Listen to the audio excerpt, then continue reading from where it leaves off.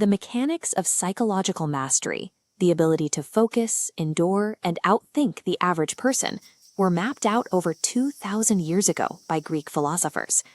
These thinkers, walking through these stone colonnades, decoded the human mind long before modern labs began researching the same behaviors. They identified exactly how validation addiction, chronic overthinking, and social anxiety trap the brain in loops of shallow activity. Reclaiming control requires adopting their perspective that processing reality is a skill you must practice to survive a world designed to distract you. Socrates established the foundation for this discipline with the claim that true wisdom starts with admitting, "I know nothing." This graph represents the Dunning-Kruger effect, where the brain creates an illusion of high confidence based on almost no data.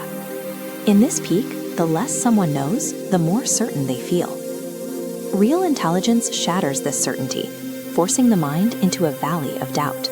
Staying stuck in the peak is cognitive rigidity, where the brain treats new evidence as a threat to avoid the mental effort of updating its worldview. High-level thinking requires the mental flexibility to seek out that doubt and embrace the discomfort of being wrong. Plato expanded this idea by describing how we live inside constructed mental models. In his allegory of the cave, he argued that we rarely see things as they are. Instead, our brains project a filtered version of reality shaped by personal bias and the need for social safety. We react to the shadows on the wall, not the objects casting them. Democritus linked these skewed projections to the spotlight effect. He observed how humans obsess over minor social mistakes because we falsely assume the entire world is focusing on us with the same intensity we use to judge ourselves. These illusions generated by your own mind dictate your stress levels. To gain true clarity, you have to stop reacting to the internal projection and look at the evidence. Aristotle took these theories and turned them into a biological requirement. He argued that excellence is a habit, that we become the literal reflection of what we repeatedly do. Modern neuroscience calls this neuroplasticity. Your brain builds physical pathways through repetition, making a difficult action easier the more you perform it. Cognitive endurance and analytical depth grow through daily, sustained effort. These are neural structures that only strengthen when the brain is pushed slightly beyond its current capacity. Conversely, choosing low-challenge tasks, like passive consumption, causes these connections to weaken. Avoiding mental effort actively slows cognitive development. You are physically rebuilding the architecture of your brain every day. Action is the only mechanism that changes your biological potential. Pythagoras believed that for the mind to reach its highest state, it had to mirror the numerical order of the universe. He viewed external chaos as a burden that prevented the soul from achieving harmony. This mirrors current research on cognitive load.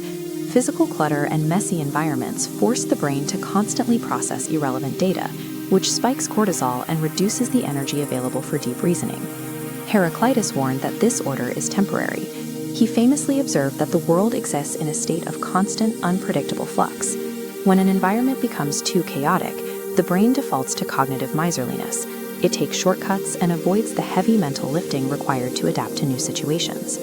Psychological resilience begins with organizing your immediate space to conserve mental energy. You must protect that bandwidth so it can be spent aggressively when reality suddenly shifts and demands your absolute focus. Protecting that energy also requires emotional autonomy. Zeno, the founder of Stoicism, taught that we do not suffer from events, but from our judgment of them. His method for intercepting feelings before they trigger behavior is the direct ancestor of cognitive behavioral therapy.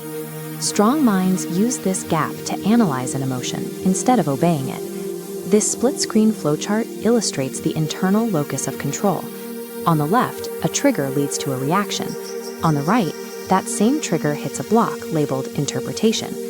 In the fraction of a second before you react, you have the power to change what the trigger means.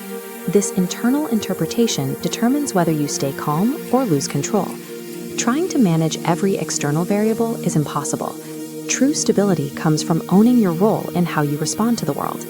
Diogenes proved this by living in a barrel, openly rejecting the wealth and societal status most people spend their entire lives chasing.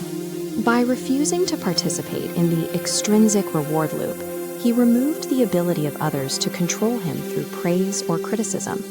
Today, that same loop is fueled by digital likes and public applause. Chasing this external validation creates a fragile identity that literally fractures the moment the crowd stops paying attention.